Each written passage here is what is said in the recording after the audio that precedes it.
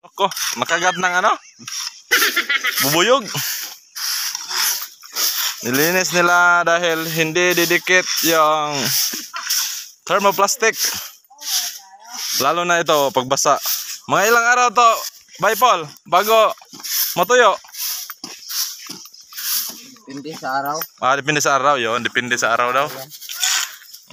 Walang araw. Mulan. Right, miskin people.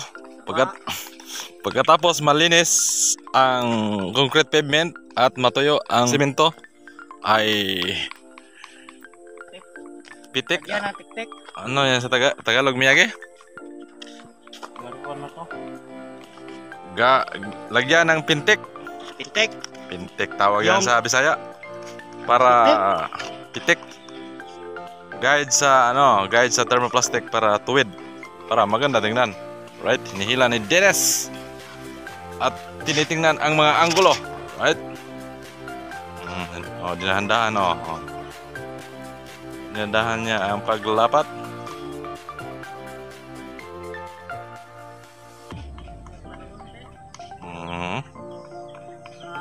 Tapos ay yun, dinandahan niya papunta dito.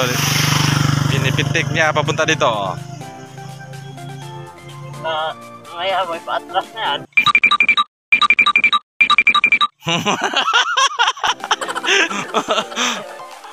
Alright, may guide na. May guide na. Para matuwid yung thermoplastic. Pagkatapos malagyan ng guide o pintik, ay lagyan natin ng thermoplastic primer. Yan ang thermoplastic primer para dumikit yung thermoplastic. Matay.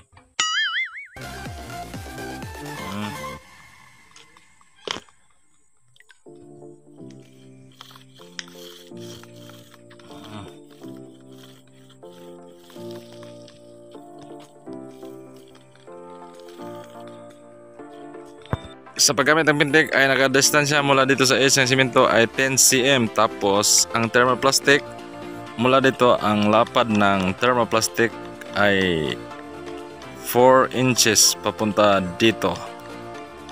Right?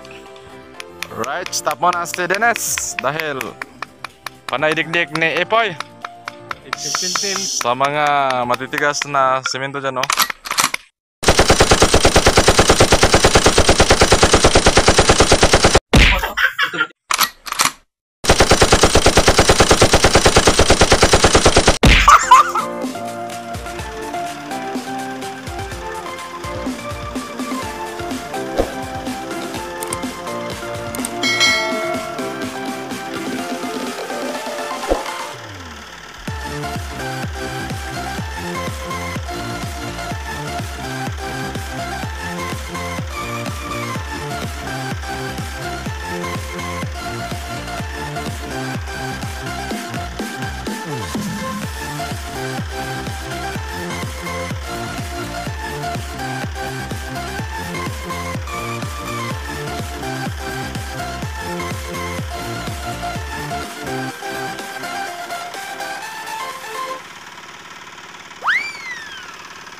Sa pagluto ng thermoplastic ay hindi dapat bababa sa 200 degrees Celsius ang init para makuha ang saktong pagkaluto.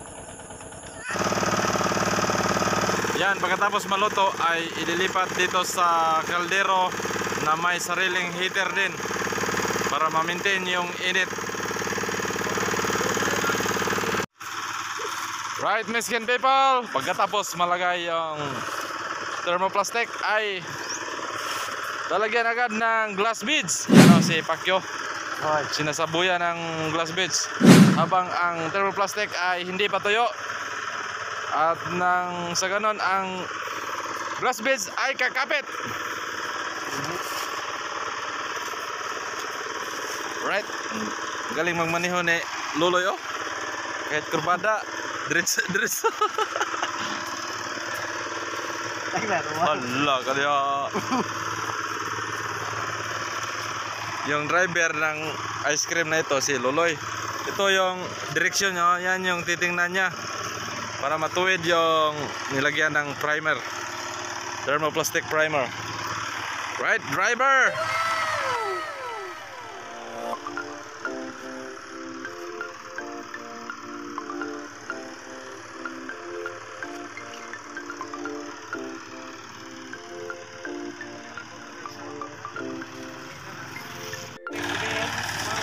Yang glass beads na yan, yung sinasaboy ni Pacquiao sa thermoplastic ay yan yung crystallized na mag-iilaw sa gabi. Magre-reflect yan sa gabi.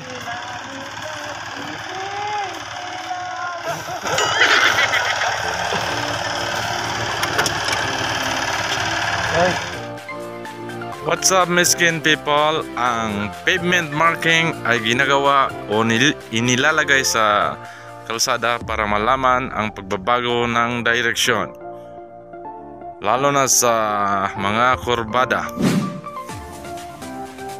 Itong pavement marking na ito ay klase ng pintura na inilalagay sa kalsada, at ang klase ng pintura na ito ay tinatawag na thermoplastic na may halong glass beads. Ito ay umilaw sa gabi pag nabangga ng ilaw ng mga sasakyan. At ang sukat ng thermoplastic sa gilid ay nasa 4 inches. At ang thermoplastic na nasa gitna ay 6 inches na may haba na 3 meters mula dyan papunta doon.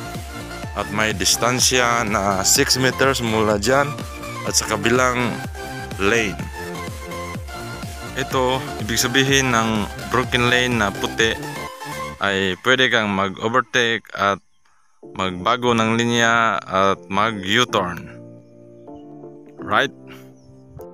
Itong continuous na yellow lane sa gitna ay hindi ka pwedeng mag-overtake, magbago ng linya at mag-U-turn.